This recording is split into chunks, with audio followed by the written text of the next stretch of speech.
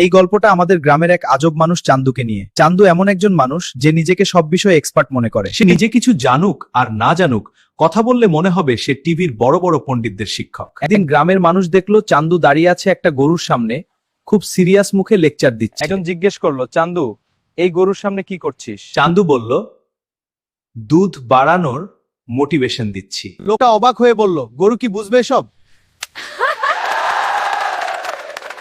চান্দু বলল, মানুষই তো সবসময় বুঝে না, তাও আমরা কথা বলি।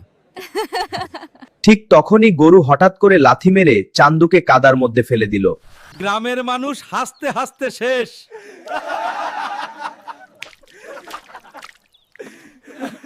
চান্দু উঠে বলল, দেখছো, গরু এখন রিয়্যাক্ট করছে। সেদিন থেকে গ্রামের মানুষ চান্দুকে আর এক্সপার্ট বলে না, বলে লাইভ প্র্যাকটিক্যাল শেয়ার। এই গল্পটা আমাদের গ্রামের এক আজব মানুষ চান্দুকে নিয়ে। চান্দু এমন একজন মানুষ যে নিজেকে সব বিষয়ে এক্সপার্ট মনে করে। সে নিজে কিছু জানুক আর না জানুক, কথা বললে মনে হবে সে টিভির বড় বড় পণ্ডিতদের শিক্ষক। একদিন গ্রামের মানুষ দেখলো চান্দু দাঁড়িয়ে আছে একটা গরুর সামনে, খুব সিরিয়াস মুখে লেকচার দিচ্ছে। একজন জিজ্ঞেস করলো, চান্দু, এই গরুর সামনে কি করছিস? চান্দু বলল, দুধ বাড়ানোর মোটিভেশন দিচ্ছি। লোকটা অবাক হয়ে বলল, গরু কি বুঝবে সব?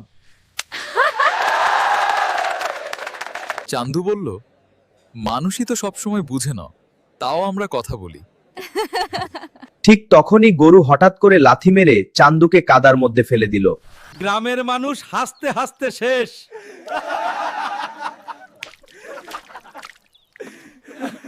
চান্দু উঠে বলল, দেখছো, গরু এখন রিয়্যাক্ট করছে।